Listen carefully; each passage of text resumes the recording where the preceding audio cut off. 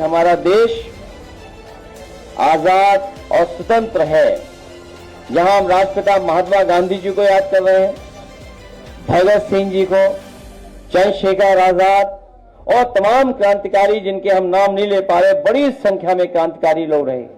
और आजादी के बाद बाबा साहेब भीमराव अम्बेडकर जी ने जो हमें संविधान दिया और जिस संविधान पे हमारा देश चल रहा है, जितना हमारा संविधान मजबूत होगा उतना ही हमारा लोकतंत्र मजबूत होगा।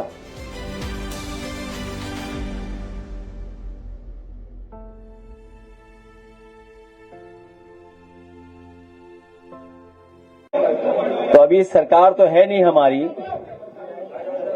तो सरकार जब नहीं है तो हम इंतजाम कहां से करें? तो उसमें वही लोग इंतजाम करते हैं और लैपटॉप हमसे दिलवाते हैं।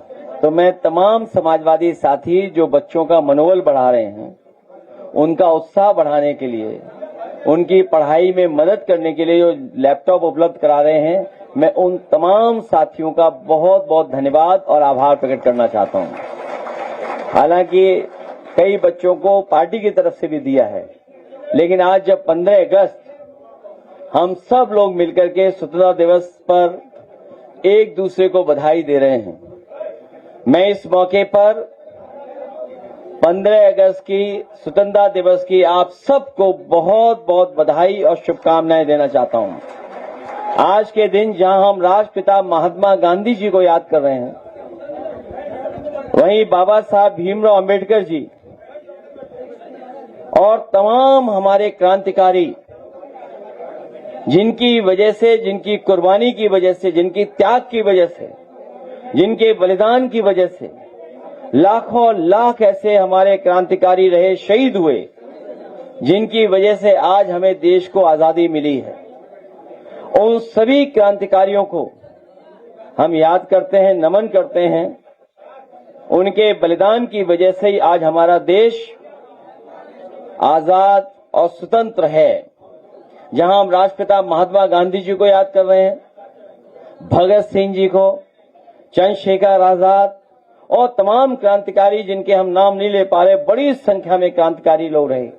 और आजादी के बाद बाबा साहेब भीमराव अम्बेडकर जी ने जो हमें संविधान दिया और जिस संविधान पे हमारा देश चल रहा है, जितना हमारा संविधान मजबूत होगा उतना ही हमारा लोकतंत्र मजबूत होगा। और जितना हम आप सब लोग लोकतंत्र को मजबूत करना चाहते हैं, उन्हें सबको, हम सबको मिलकर के संविधान को भी मजबूत करना है। तो जहां बाबा साहेब भीमराव अम्बेडकर जी को याद कर रहे हैं, वहीं डॉक्टर राम मनोहर लोहिया, आचार्य नरेंद्र देव, जयप्रकाश जी और नेताजी, जिन्होंने हमें आपको समाजवादी आंदोलन दिया है, जहां हम 15 अगस्त को देश खुशहाल हो, तरक्की करे, दुनिया में हमारा देश भी आगे बढ़ता हुआ दिखाई दे, विकसित भारत बने, किसान खुशहाल हो, हर नौजवान को नौकरी रोजगार मिले, हमारे व्यापारी भी तरक्की करें और कम से कम दुनिया के व्यापार में अपना स्थान बनाएं। ये आज हम सब लोग संकल्प लेते हैं और संकल्प ये भी लेते हैं, आज स्वतंत्रता दिवस के दिन हम लोग संविधान को मजबूत करेंगे और संविधान मजबूत करने के लिए कोई भी त्याग करना पड़ेगा तो हम लोग त्याग करने के लिए तैयार रहेंगे।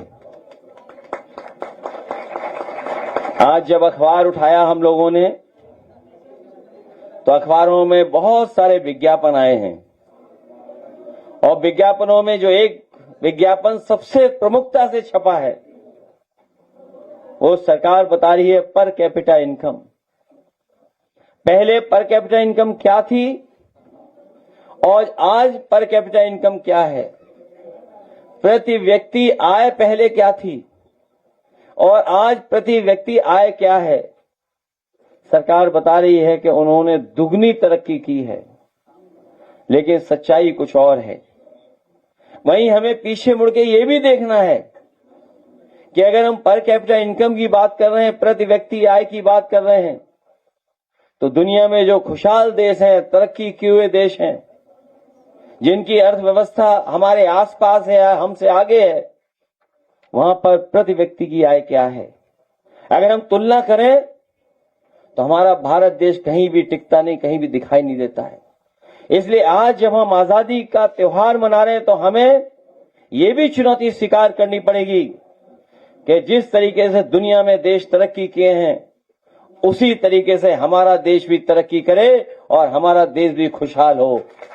और खुशहाली के लिए सबसे ज्यादा जरूरी है कि हमारा किसान खुशहाल हो, हमारी खेती बाड़ी अच्छी हो, पैदावार अच्छी हो, हमारे किसान के खेतों तक पानी पहुंचे, समय पर बीज मिले, समय पर उसे खाद उपलब्ध हो जाए, समय पर कीटनाशक दवाइयां मिल जाएं और समय पे ही जब पैदावार तैयार हो जाए तो उसे कीमत मिल जाए। लेकिन दुख के साथ कहना पड़ रहा है कि आजादी के इतने वर्षों के बाद भी सबसे ज्यादा गरीब और सबसे ज्यादा तकलीफ परेशानी में और चिंता का विषय अगर किसी के सामने है तो हमारे किसानों के सामने है। जहां हम पर कैपिटा प्रति व्यक्ति आय की बात कर रहे हैं, वहीं हमें करोड़ों परिवारों को राशन देना पड़ रहा है। दुनिया में शायद कोई देश ऐसा नहीं होगा जहां पर इतना राशन देना पड़ रहा हो हमारे गरीबों को, लेकिन हमारे भारत में और खासकर उत्तर प्रदेश जो सबसे बड़ा प्रदेश है, बड़ी संख्या में हमें राशन देना पड़ रहा है। और मिलावट तो ऐसी हो रही जिसकी हम कल्पना नहीं कर सकते। जहां मिलावट के लिए सरकार काम करना चाहती है, वहीं सरकार खुद पेट्रोल में मिलावट करा रही है।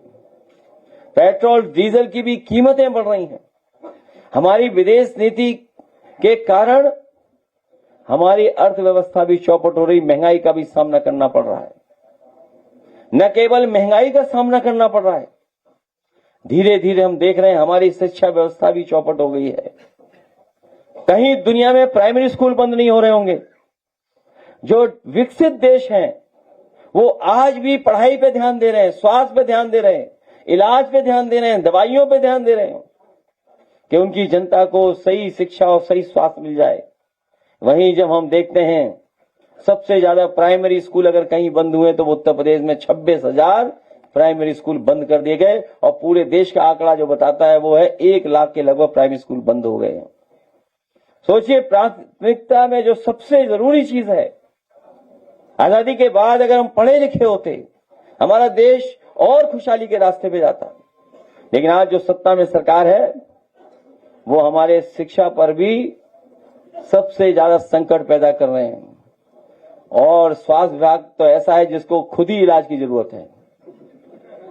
पूरा स्वास्थ्य विभाग जाने कैसा हो गया है। पहले तो अस्पताल में डॉक्टर नहीं, और डॉक्टर मिल भी जाए तो दवाई नहीं, सीएससी पीएससी पे कोई पूछने वाला नहीं है। और जिला अस्पतालों का हाल तो आप सब जानते ही होंगे क्या हाल हो गया है। कहने को तो मेडिकल कॉलेज बना रहे हैं, बड़े बड़े मेडिकल कॉलेज, लेकिन मेडिकल कॉलेज में जो पढ़ाने वाले प्रोफेसर होने चाहिए, जो असिस्टेंट प्रोफेसर होने चाहिए, जो लैब टेक्नीशियंस होने चाहिए, जो और पढ़ाई कराते हैं वो है ही नहीं उपलब्ध। और उसका परिणाम है कि जिस क्वालिटी के, जिस अनुभव के साथ हम लोग डॉक्टर तैयार करना चाहते हैं, शायद हम डॉक्टर भी तैयार नहीं कर पा रहे हैं।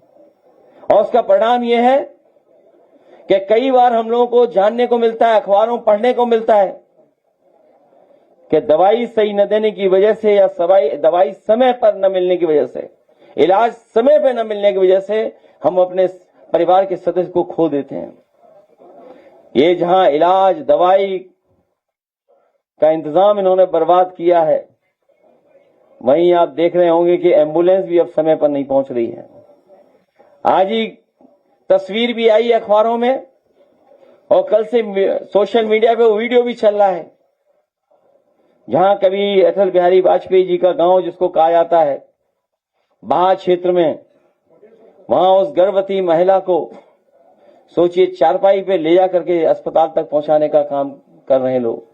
घर परिवार के लोग वैसे चारपाई पे लेकर के जा रहे हैं। सोचिए, क्या आप कल्पना कर सकते हैं जहां हम सैटेलाइट, ड्रोन, मिसाइल्स इनकी बात कर रहे हो या बड़ी बड़ी बातें कर रहे हो हम लोग, वहीं पर सोचिए इंफ्रास्ट्रक्चर क्या है हमारा इंफ्रास्ट्रक्चर कितना खराब है कि गरीब को हम एम्बुलेंस भी उपलब्ध नहीं करा पा रहे हैं, अस्पताल तो दूर रहे।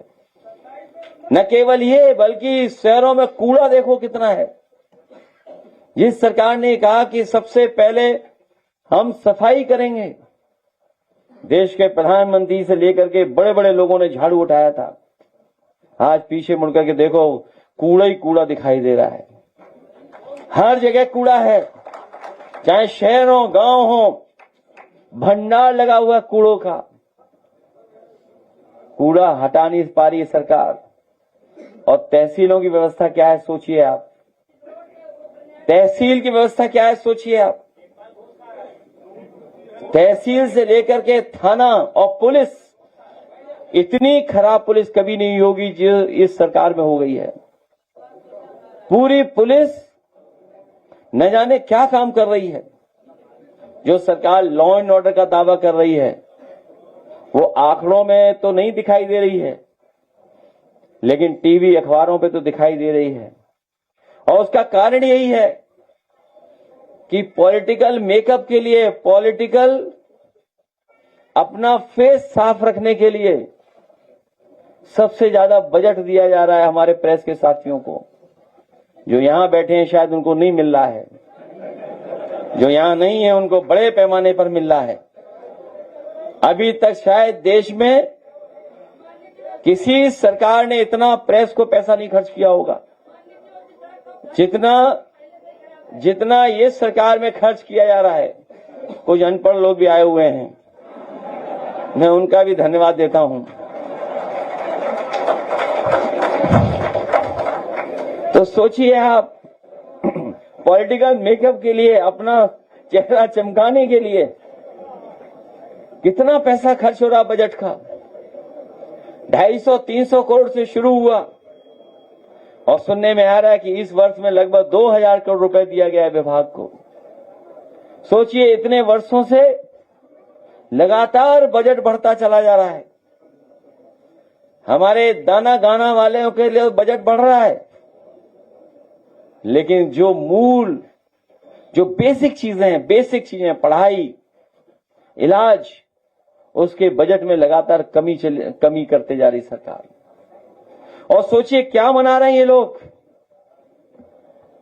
ये स्वतंत्रता दिवस नहीं मना रहे थे कल। सोचिए क्या त्योहार मना रहे थे ये लोग कल। ये भारतीय जनता पार्टी के लोग विभाजन विभीषका दिवस मना रहे थे। सोचिए, ये स्वतंत्रता दिवस की नई तैयारी कर रहे थे, ये मना रहे थे पूरी भारतीय जनता पार्टी। और भारतीय जनता पार्टी के साथ साथ उनके संगी साथी, अंडरग्राउंड लोग, अनरजिस्टर्ड लोग जो दिखाई नहीं देते हैं, वो लोग मना रहे थे विभाजन विभीषका दिवस। और वो इसलिए मना रहे थे कि उनके लिए विभाजन ही उत्सव है। उन्होंने आजादी की लड़ाई में योगदान दिया हो न दिया हो, लेकिन विभाजन में योगदान जरूर रहा है उनका। और भाजपाई और संगी साथियों का लक्ष्य विभाजन था, यही उनकी उपलब्धि है। इसीलिए आज भी वो विभाजन का ही त्योहार मना रहे हैं। और विभाजन उनका आजादी से पहले भी लक्ष्य था, और विभाजन आजादी के बाद भी है उनका कार्यक्रम। और आज भी अगर हम लोग देखें तो विभाजन ही उनका कार्यक्रम चल रहा है। इसलिए उनसे, ऐसे लोगों से बहुत सावधान रहना पड़ रहेगा। और इसलिए मना रहे हैं, इसलिए सेलिब्रेट कर रहे हैं, इसलिए खुशियां मना रहे हैं, क्योंकि स्वतंत्रता दिवस में उनका कोई योगदान नहीं था। अगर उनका योगदान रहा हो तो जरूर उसके लिए वो उत्सव मनाते। कहते हैं कि उनमें बहुत सारे लोग मुखबिर थे, मुखबिरी किया करते थे। तो जो अंडरग्राउंड हैं, तो वो सोचो कैसे उत्सव मना पाएंगे।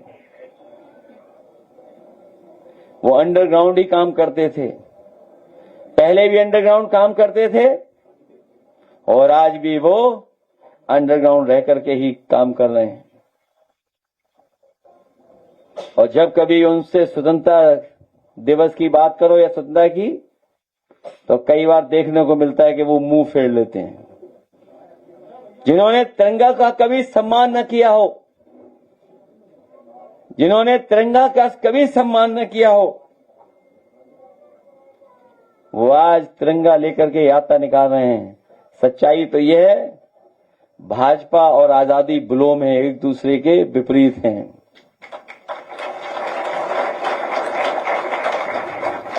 इनका राष्ट्रवाद एकरंगी है, लेकिन हमारा आपका बहुरंगी है। हम सबको साथ लेकर के चलने वाले लोग हैं। हम लोग समाजवादी हैं। और सच्चाई तो यह है कि तिरंगे से इनको कोई लेना देना नहीं है। ये तो हमारे साथी जानते होंगे कि कई स्थान इनके ऐसे थे जिस पर कभी तिरंगा नहीं लगा, ना आजादी से पहले ना आजादी के बाद। लेकिन इधर सुना है थोड़ा बदलाव किया है उन्होंने। जिस तरीके से आधे को फुल कर लिया इन्होंने, इसी तरह कुछ बदलाव किया है। जो भाजपाई घर घर तिरंगा कार्यक्रम चला रहे हैं, जो अनरजिस्टर्ड लोग हैं, सच्चाई तो ये है, इनको मन मन तिरंगा कार्यक्रम चलाना चाहिए। घर घर तिरंगा वाले कार्यक्रम चलाने वाले लोगों को, जिन्होंने कभी तिरंगे का सम्मान नहीं किया, उन्हें कम से कम मन मन तिरंगा कार्यक्रम चला करके एक बार दोबारा उन्हें साबित करना चाहिए कि वो जिस तरीके से आम जनता राष्ट्रवादी है वैसे वो भी हैं।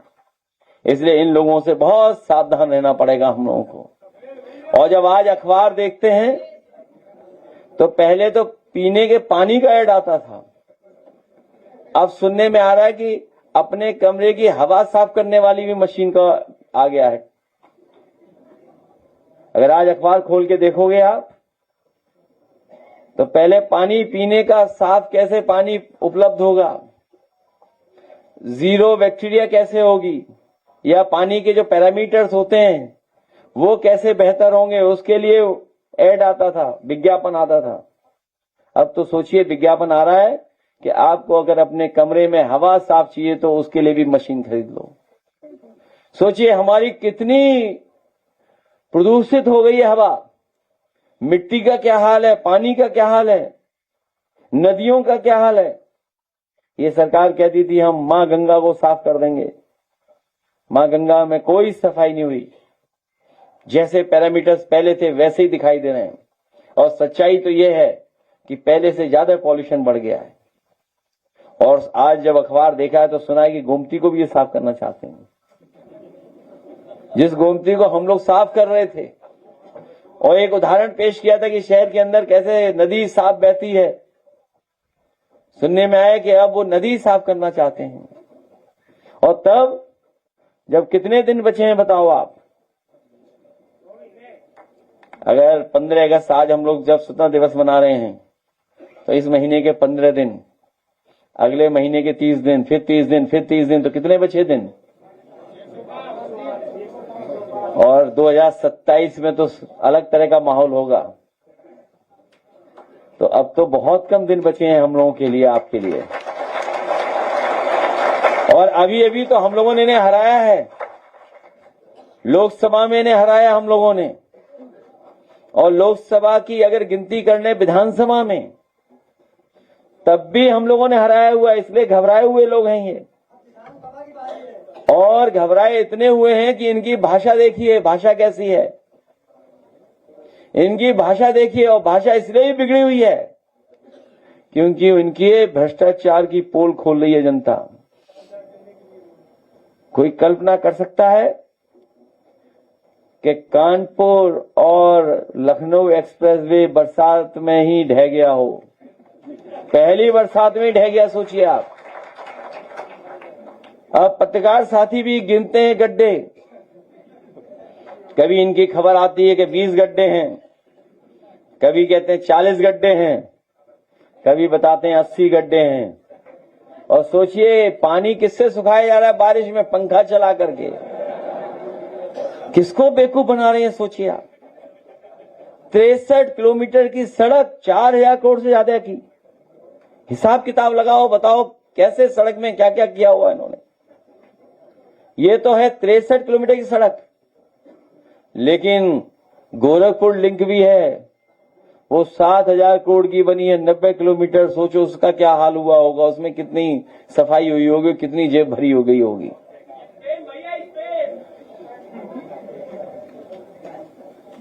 और जल भराव की तो तस्वीरें हर जगह से आ रही हैं। अभी तक तो हम लोग सोचते थे कि गोरखपुर में ही नाव चलती है केवल, लेकिन अब तो नए एयरपोर्ट पे भी नाव में ही चलेगी, नाव पे ही चलना पड़ेगा।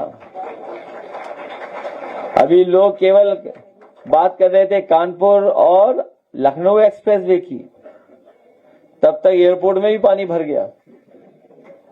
गोरखपुर में तो हर बरसात में ही भरा जाता है, और ये पानी इसलिए भरा जा रहा है क्योंकि ये इंजीनियर से डिजाइन नहीं करवा रहे हैं। जब कभी भी इंजीनियर डिजाइन करते हैं एयरपोर्ट, तो सुनने में आ रहा है कि मुख्यमंत्री जी उनसे नक्शा छीन लेते हैं और खुद डिजाइन करने लगते हैं, और उसका परिणाम क्या है देखो, एयरपोर्ट में पानी भर गया। कानपुर और लखनऊ एक्सप्रेसवे भी लगता है उन्होंने डिजाइन किया है, और गोरखपुर भी अपना डिजाइन कर रहे हैं। तो सोचिए क्या हाल है। अभी अखबार पढ़ा तो उसमें लिखा कि कोई पायलट कुछ क्या लिया था, वनस्पति का सेवन कर लिया था। कुछ तो समानता है हवाई जहाज उड़ाने में और उत्तर प्रदेश चलाने में, कुछ तो समानता है ही हवाई जहाज उड़ाने में और प्रदेश चलवाने में। इसलिए बहुत बड़ी चुनौती हम लोगों के सामने है। उत्तर प्रदेश को हम लोग ठीक कर लेंगे तो सब चीजें ठीक हो जाएंगी। हमारा आपसे यही निवेदन है, जब हम लोग स्वतंत्रता दिवस के दिन हम लोग एक हुए हैं और यहां पर बैठे हैं, तो संकल्प लें कि हम लोगों को समाज में भाईचारा लाना है, बंधु राष्ट्र लाना है, प्रेम बढ़ाना है, भाईचारा बढ़ाना है। वहीं हमें यह भी याद रखना है कि संविधान है तो स्वतंत्रता है, और संविधान नहीं है तो हमारी स्वतंत्रता अपने आप छिन जाएगी। इसलिए संविधान है तो स्वतंत्रता है, और संविधान से ही स्वाधीनता है, ये भी हमें याद रखना पड़ेगा। और जितना संविधान हमारा मजबूत चलेगा उतना ही लोकतंत्र हमारा मजबूत दिखाई देगा। इसलिए संविधान को अगर ये ठेस पहुंचाएंगे तो हमारे लोकतंत्र को भी ठेस पहुंचेगी। इसलिए इनसे बहुत सावधान रह करके हमें मुकाबला करना है। इन्हीं शब्दों के साथ आए हुए बच्चों को बहुत बहुत बधाई देता हूं मैं, जिन बच्चों को आज हम लोगों ने लैपटॉप से सम्मानित किया है। 10th और 12th के बच्चे, ये नई पीढ़ी के बच्चे हैं, नई तरह की सोच के बच्चे हैं, और जो काम बहुत लोग नहीं कर पाए वो नई पीढ़ी के लोगों ने करके दिखा दिया। दिल्ली में जो सरकार झुकती नहीं थी उसे भी नौजवानों ने झुका दिया, और मुझे खुशी है कि बड़ी संख्या में उत्तर प्रदेश के नौजवान गए थे, और समाजवादी पार्टी के कई नौजवान वहां जाकर के उस आंदोलन में शामिल हुए थे। कल ही मैं नहीं मिल पाया, हो सकता वो आज आया हो नाव का नौजवान। अरे रुक जाइए, वो तुम नहीं, दूसरा।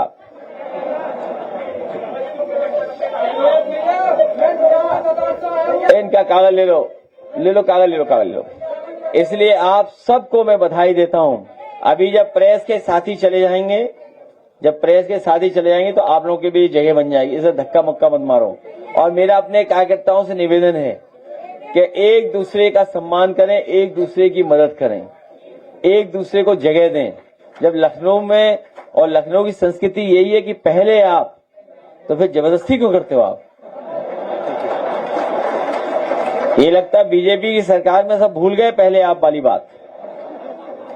इसलिए अगर पहले आपका सम्मान करोगे या पहले आपकी बात करोगे तो सबको स्थान मिल जाएगा। और पीडीए की लड़ाई और सामाजिक न्याय के राज की स्थापना की लड़ाई हम लोग लड़ते रहेंगे।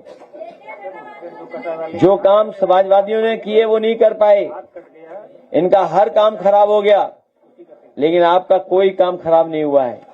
मेट्रो वैसे ही चल रही है, एक्सप्रेसवे भी वैसे ही चल रहा है, और एक मंत्री था जिसने गड़बड़ किया था, शायद सरकार ने उसे हटा दिया। उसे पूरी सड़क बनानी थी, लेकिन सुनने में आया कि पैच वर्क कर करके पूरा माल निकाल दिया। आगरा लखनऊ एक्सप्रेसवे बताओ कब बना था? 16 में तब उद्घाटन हुआ था, जिसपे हवाई जहाज उतरे थे। और अगर इनकी सड़क पे हवाई जहाज उतर दो तो क्या होगा हवाई जहाज का? या सड़क चली जाएगी या हवाई जहाज ही चला जाएगा। और एम्बुलेंस आज भी समाजवादियों की देन है। सोचिए, कैंसर इंस्टीट्यूट, जहां बड़े पैमाने पे गांव-गांव कैंसर फैल रहा है। जब मैंने पानी की बात की, वो इसलिए पानी की बात की, हवा की इसलिए बात की, या खेती की जमीन मिट्टी की इसलिए बात की, नदियों की इसलिए बात की, क्योंकि एक स्टडी कहती है कि पॉल्यूशन की वजह से भी कैंसर हो रहा है। हमारा पानी शुद्ध नहीं है, खाने का सामान या खाने की चीजें शुद्ध नहीं है, इसलिए भी कई बार हमें कैंसर का सामना करना पड़ रहा है। और जिस तरह से कैंसर के आंकड़े आ रहे हैं, बड़ी संख्या में आबादी में कैंसर फैल रहा है। समाजवादी सरकार में कैंसर इंस्टीट्यूट बना था, रिसर्च इंस्टीट्यूट बनी थी। सुनने में आया कि उसमें 24 ओटी थे, ऑपरेशन थिएटर रूम 24 थे। इस सरकार ने 24 में एक भी नहीं चला पाए, 24 के 24 बंद पड़े हुए हैं। केवल अपने पार्टी के नेता की वहां लगा दी प्रतिमा, उसके अलावा कोई काम नहीं किया। तो अस्पताल की व्यवस्था खराब कर दी, एम्बुलेंस की व्यवस्था खराब कर दी, दवाई है नहीं, इलाज है नहीं। और आए दिन खबर मिलती है कि अस्पतालों का क्या हाल है। इसलिए स्वास्थ्य बेकार हो गया, शिक्षा बेकार हो गई। और इनके जितने पॉलिटेक्निक, आईटीआई और ये संस्थान थे, उसमें कोई एडमिशन नहीं ले रहा। लाखों लाख बच्चे पढ़नाई वाले कम हो गए। और ये तैयारी कर रहे हैं कि शहरों के अंदर जो जमीन कीमती है उसको बेच दें। अगली बार ये सरकार आई तो देखना आप, ये सब कीमती जमीन जो शहरों के अंदर है, पूरी की पूरी भारतीय जनता पार्टी बेच देगी। क्योंकि इनका लक्ष्य है कि प्राइवेट हाथों में चला जाए सब कुछ। आज बताओ, प्राइवेट हाथों में चली गई शिक्षा की नहीं चली गई। और प्राइवेट हाथ में इतने बड़े पैमाने पे चली गई है कि आज कोई फीस नहीं दे पा रहा है। और फीस का जो इन्होंने कहा था कि हम संतुलन बनाएंगे, बताओ प्राइवेट स्कूलों की फीस कितनी है? या जो प्राइवेट स्कूल में पढ़ाना चाहते हो, कितनी फीस देना पड़ रहा है? केवल प्राइमरी, हायर सेकेंडरी, इंटरमीडिएट नहीं, बल्कि अगर इंजीनियरिंग और मेडिकल कराना चाहोगे तो सोचिए कैसी है पढ़ाई, कितनी महंगी है। मेडिकल की पढ़ाई कितनी महंगी हो गई, सोचिए आप। और फिर जो व्यवस्था इन्हें बनानी चाहिए थी, नौकरी नहीं है, रोजगार ही नहीं है। जब दुनिया एआई पे काम कर रही थी तब ये सो रहे थे, सोचिए आप। जब एआई पर काम चल रहा था तब ये सो रहे थे। और हमारे मुख्यमंत्री जी क्या जाने एआई के बारे में। जब अयोध्या गए, रिकॉर्ड बनाया, वर्ल्ड रिकॉर्ड, वो चंदा ही नहीं पकड़ पाए कि कौन ले गया चंदा। सोचिए, चंदा पार हो गया। कोई कल्पना कर सकता है कि भगवान पे चढ़े हुए चढ़ावे की चोरी हो जाए? बताइए, इससे बड़ा महापाप क्या हो सकता है? अगर ये महापाप किसी ने किया है तो वो भारतीय जनता पार्टी के लोग शामिल हैं जिन्होंने ये महापाप किया है। इस देश की भोली भाली जनता और इस देश के श्रद्धालु लोग या इस देश के तमाम हमारे गरीब कभी भूल नहीं सकते हैं कि उन्होंने जो चढ़ाया था उसको चोरी कर लिया भारतीय जनता पार्टी के लोगों ने। इसलिए आपको, हमको सावधान रहना पड़ेगा। जो भगवान के चढ़ावे की चोरी कर सकते हैं, वो बताओ सड़क के काम की चोरी क्यों नहीं कर सकते? दवाई में चोरी क्यों नहीं कर सकते? तहसील में क्यों चोरी नहीं कर सकते? पुलिस की चोरी क्यों नहीं कर सकते? इसलिए अब समय कम बचा है हम लोगों के लिए। हम लोगों की अपनी तैयारी पूरी रखनी है। बहुत कम दिन बचे हैं। अब चुनाव शुरू हो गया एकदम, बट टिकट तय करनी है।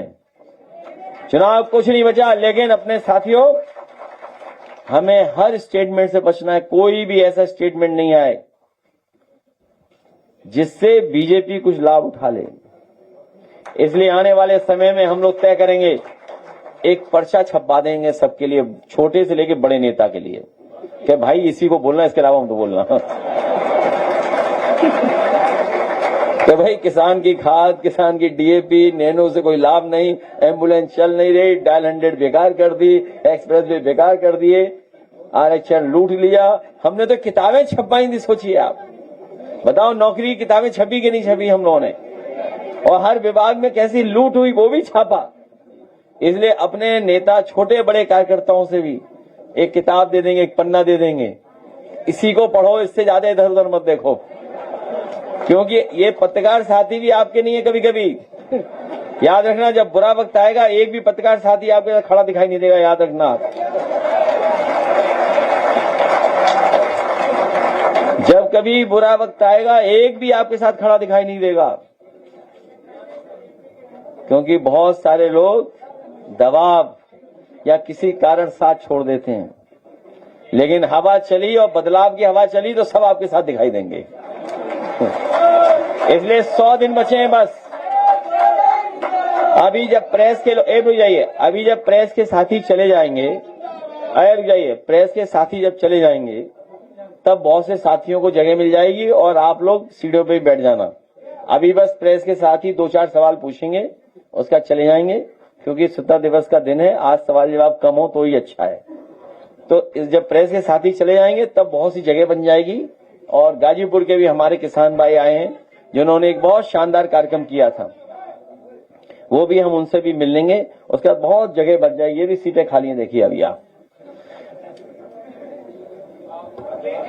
दो ज्यादा सवाल मत पूछना। अरे रुक जाओ भाई, रुक जाओ, थोड़ा ध्यान दो, थोड़ा अभी रुक जाओ भाई, ऐसा मत करो, ऐसा मत करो। देखिए व्यवहार अच्छा रखोगे तो अच्छा लगेगा, व्यवहार अच्छा रखिए। रुक जाइए, अभी रुक जाओ।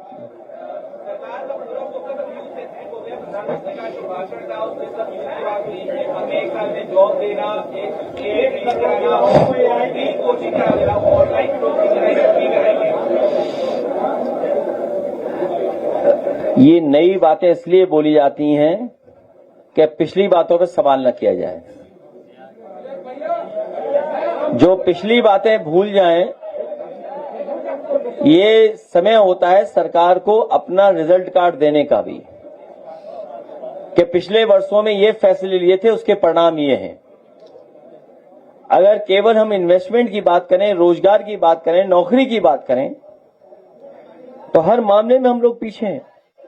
और जब हम विकसित भारत का सपना देख रहे हो तो पूरे देश में 150 से ज्यादा पेपर लीक हुए हों, और यूपी में बाकायदा हमने आपको बताया कि 20 पेपर लीक हो चुके हैं। तो जहां पेपर लीक होते हो, नौकरी सरकार न दे पा रही हो, इन्वेस्टमेंट नहीं आया हो, और इन्वेस्टमेंट के बारे में बात नहीं कर रहे हैं, और जो सपना दिखाया था $1 ट्रिलियन इकोनॉमी का, वो $1 ट्रिलियन इकोनॉमी बनाने के लिए क्या कर रहे हैं कि 1 लीटर गोमूत्र के इतने पैसे आपको मिलेंगे। सोचिए, $1 ट्रिलियन इकोनॉमी का सपना दिखाने वाले क्या बता रहे हैं आपको कि 1 लीटर गोमूत्र में इतना पैसा मिलेगा। हमने तो कई बड़े बड़े डब्बे खरीद लिए हैं। तो आप सोचिए इन बातों को।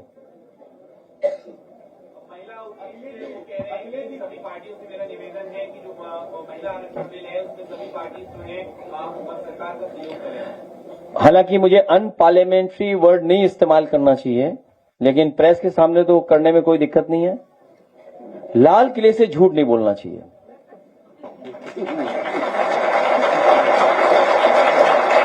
लाल किले से झूठ बोलने का स्थान नहीं है। वो हमें स्वतंत्रता दिवस के समय पर अपना पुराना जो हमारा काम रहा है उसका पूरा आंकड़ा देना और भविष्य में क्या करेंगे उसका रोड मैप तय करना।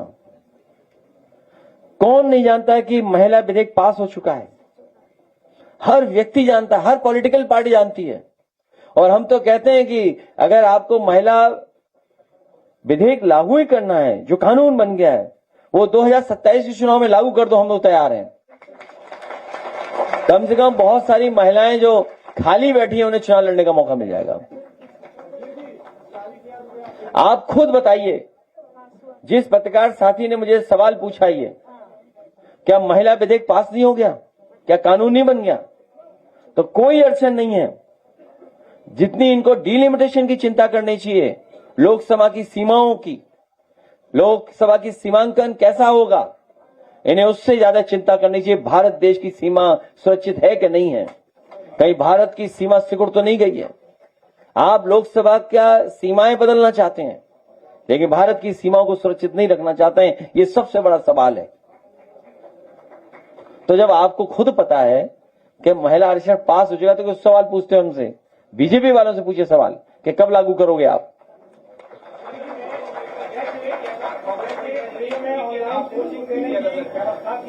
मैं ये परंपरा बहुत गलत है। लोग सत्ता में आते हैं, सत्ता में चले जाते हैं, सत्ता में आते हैं फिर सत्ता से बाहर हो जाते हैं। इस तरह का व्यवहार किसी भी चुने हुए व्यक्ति के साथ नहीं होना चाहिए। जो लोकसभा की सांसद महुआ मित्रा हैं, उनके साथ जो व्यवहार हो रहा है, या वहां की मुख्यमंत्री जो पूर्व में रही ममता बनर्जी जी, उनके साथ भी जो व्यवहार हो रहा है, ये व्यवहार लोकतंत्र में कभी स्वीकार नहीं करना चाहिए। आज सरकार में हैं, कल सरकार में नहीं रहेंगे। आज जो लोग सत्ता में बैठे हैं वो कल नहीं थे सरकार में, और हो सकता है कल न रहे सरकार में।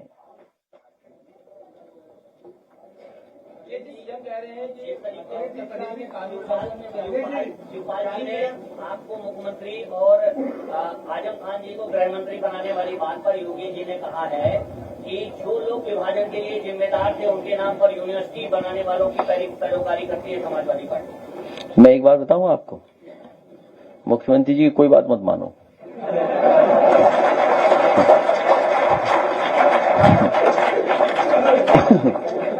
अगर तुम मान लिए तो तुम्हारा भविष्य खतरे में पड़ जाएगा। आप बताओ, जब मुख्यमंत्री जी नहीं आए थे उत्तर प्रदेश में, जब मुख्यमंत्री जी उत्तर प्रदेश में नहीं थे, ये एक रंगी, तो आपका बुखार 500 mg में उतर जाता था। आज बताओ कितने की लेनी पड़ती है गोली, बताइए आप। बात समझ गए? इसलिए मुख्यमंत्री कोई बात मत मानना। अगर मान लिया आपने तो बर्बाद हो जाओगे आप।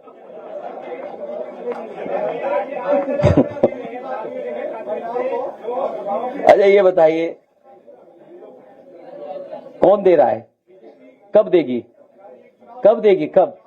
हमारी सब महिलाएं इंतजार कर रही, कब देंगी? आप भी गलत मत फंसो, नहीं दे रहे हैं, केवल बोल रहे हैं। और अगर देना होता तो 9 साल में क्या दिया बताओ? 1,500 रुपए नहीं दे पाए वो लोग। और आप निकालिए विधानसभा में इसी सरकार ने कहा कि हम 1,500 रुपए देंगे गरीब माताएं बहनों को, बुजुर्गों को। बताओ, जो 1,500 रुपए नहीं दे पाए वो 40,000 रुपए देंगे, 50,000 रुपए देंगे, और वो भी किस्त में देना चाहते हैं कि पहले आधा दे दो फिर बाद में देंगे जब सरकार बन जाएगी। इनकी बात पे कौन भरोसा करेगा? और फिर महापाप का पैसा। और अभी गाना दिखाएंगे आपको, आखिरी गाना, अभी गाना दिखाएंगे।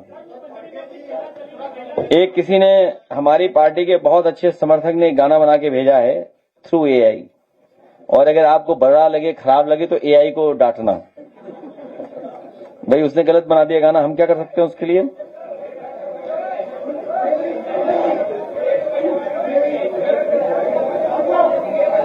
क्या बता रहे, पूछो।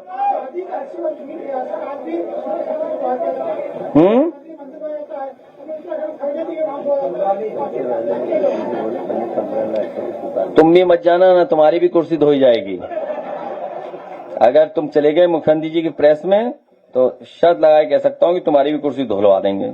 हमारा घर तो धुल ही चुका है। हम मंदिर गए, वहां भी धो दिया उन्होंने। मूर्ति के बगल से मिले तो मूर्ति धो दी। तो इनके अंदर नफरत है। ये रूढ़िवादी लोग हैं, ये बहुत खराब लोग हैं, ये वर्चस्ववादी लोग हैं, ये कभी स्वतंत्रता पसंद नहीं करते, ये संविधान के तहत नहीं चलने वाले लोग हैं। किसी को बराबर की तरह नहीं देंगे, बराबरी नहीं चाहते ये लोग। ये हमेशा भेदभाव के पक्षधर लोग हैं। और अगर आपको पैसा कमाना है तो गौमूत्र इकट्ठा करने लगो।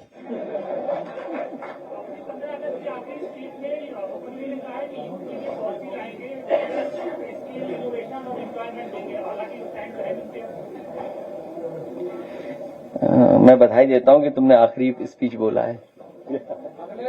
इतना ही संदेश बहुत है।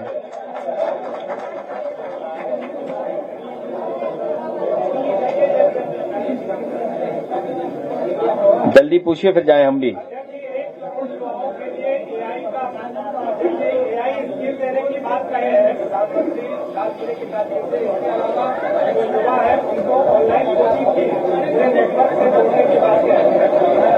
हमारे मुख्यमंत्री जी एआई नहीं जानते हैं,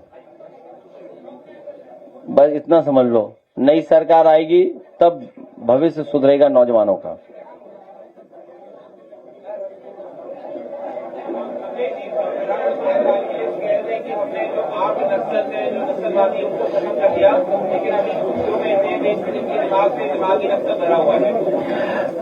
भारत सरकार ये बता दे कि 2014 से पहले क्षेत्रफल क्या था भारत का और आज क्षेत्रफल कितना है।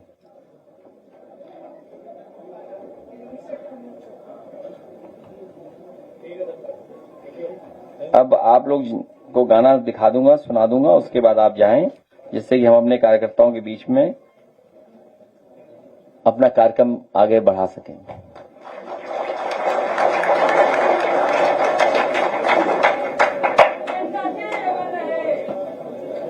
Jain ji, last question. मेरा सवाल ये है कि खबरों में ऐसा देखने को मिल रहा है कि जो वर्तमान की सरकार ने महिलाओं को अमाउंट अकाउंट में डायरेक्ट पे करने वाली है, या खबरें हैं या अफवाह, मुझे इसकी पूछनी है सर, आपके पास क्या विजन है महिलाओं के लिए? अगर आप सरकार में आते हैं तो आप कितना अमाउंट महिलाओं को लाभ होगा? समाजवादी पार्टी ने पहले भी समाजवादी पेंशन महिलाओं को दी थी 500 रुपए प्रति महीना। समाजवादी पेंशन पुनः शुरू की जाएगी बढ़कर के, और अभी अभी तय किया हम लोगों ने, और पिछली बार भी आपको गणित बताया था कि 40,000 रुपए साल अपनी माताओं बहनों को देने का काम समाजवादी सरकार में होगा। और इसलिए क्योंकि 3,000 गुणा 12 36,000, और इतने साल जो नहीं दिया उसका इंटरेस्ट 4,000, तो कितना हुआ 40,000। जब आप बड़े बड़े उद्योगपतियों का 10 लाख करोड़ माफ कर सकते हैं, सरकार का गरीब जनता का पैसा उद्योगपतियों को दे सकते हैं, तो वही पैसा बचा करके हम अपनी माताओं बहनों और गरीबों को बांटने का काम करेंगे। और याद कीजिए, जब लैपटॉप दिया था तो कितने हजार रुपए का था उस समय? लैपटॉप कितने हजार रुपए का था? 30,000 रुपए का था। और कन्या विद्याधन दे रहे थे हम लोग, और 10वां पास बेटियों की मदद कर रहे थे। तो पहले भी दे रहे थे हम लोग, और आने वाले समय में भी हम लोग देने का काम करेंगे, जिससे आधी आबादी का हम लोग सम्मान बढ़ा सकें, उनका स्थान दे सकें और उनको आगे बढ़ाने में सहयोग कर सकें। 2032 के बाद